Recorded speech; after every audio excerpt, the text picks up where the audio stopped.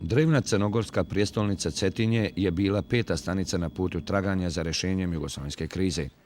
Skup šestorice republičkih čelnika je 30. aprila ispisao neslavnu stranicu najnovije jugoslovenske istorije, jer nakon ovog razgovora je postalo sasvim jasno da ova šestorica veličanstveni nisu u stanju da nađu kompromisno rješenje ni o jednom započetom ili nagovještenom pitanju. Raspad jugoslovenske zajednice poslije susreta u Cetinju je postao više nego očigledan, s tim što će taj razlaz najmanje biti miroljubiv sa nekim ohrabrujućim finalem. Nacionalni lideri su, sudeći dosad po onom što su činili, prokockali svoju šansu, ali i očekivanja naroda.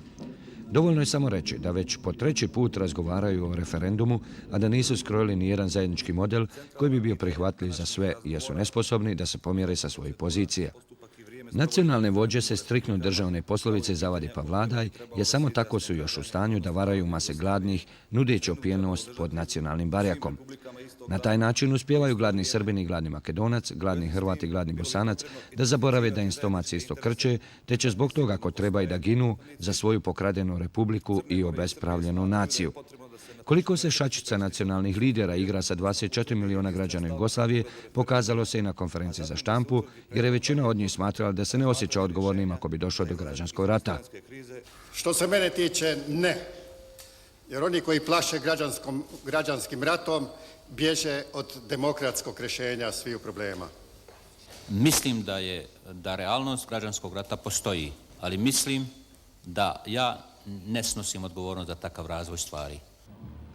Prvomajski praznik je pokazao da je nacionalnim vođama ipak nešto uspjelo, a to je da svojim narodima umjesto 8 sati rada, 8 sati odmaranja i 8 sati spavanja ponude 3 puta po 8 sati straha i ništa više.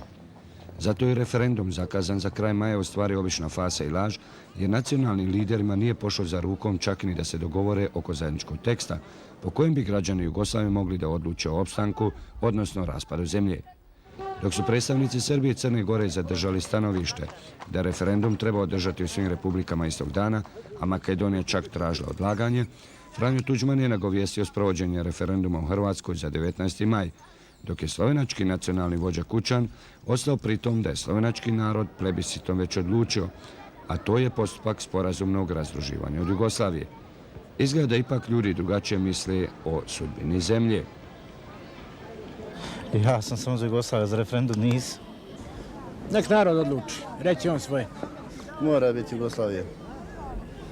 Ne mogu 6 ljudi odlučiti o Jugoslaviji. Narod je tu. Promašaj je komplet za te prijesednike koji su u ovoj državi sada. Da bo da se nikad više ne sastali. Od mene im je to poruka. Ni za što. Za staru našu Jugoslaviju prijašnju, koja je živjela 45 godina. Da vi fašisti svi pomru. Sadašnji naši fašisti, slobodno tako, nemojte brigidati ovako, slobodno nešto na televiziji, ovo što ja govorim.